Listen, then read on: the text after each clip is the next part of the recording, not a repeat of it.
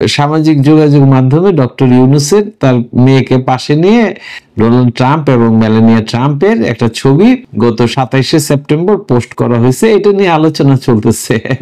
দেশটা আসলে একটা অদ্ভুত দেশ, অনেক বড় বড় বিষয় নিয়ে কোনো কিছুই বলা হয় না, ছোটখাটো অনেক বিষয় নিয়ে বিশাল হইচই শুরু হয়ে যায়। একটা জিনিস আমার কাছে অদ্ভুত লাগলো, যে জন্য কথা বলি, ডক্টর ইউনূস পরে প্রধান উপদেষ্টা হওয়ার পরে ওনার পারফরমেন্স নিয়ে সমালোচনা হইতেই পারে, কিন্তু এটা তো বলা যায় না যে উনি আন্তর্জাতিক ব্যক্তিত্ব হিসেবে তো অনেকদিন আগে থেকেই তো উনি সুপরিচিত।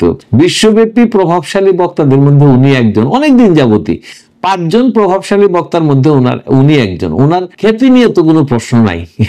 এখন উনি রাষ্ট্র পরিচালনা করতে গিয়ে কেউ কতটা ব্যর্থ হয়েছেন, পারতেছেন না, এগুলো অন্য আলোচনা। সেগুলি আলোচনা করা যেতেই পারে, যে রাজনৈতিক যে উনি যে সংস্কার করতে চাচ্ছেন, আসলে উনি কি চাচ্ছেন, নিজস্ব কিছু সুযোগ সুবিধা নিয়ে নিছেন, এগুলো ঠিক আছে, এগুলি নিয়ে কথা বলাই যায়। আসলে ঠিক আছে বলতে এটা বোঝানো হচ্ছে যে এগুলি তর্ক সাপেক্ষ ব্যাপার, এগুলি নিয়ে আমরা কথা বলতে পারি।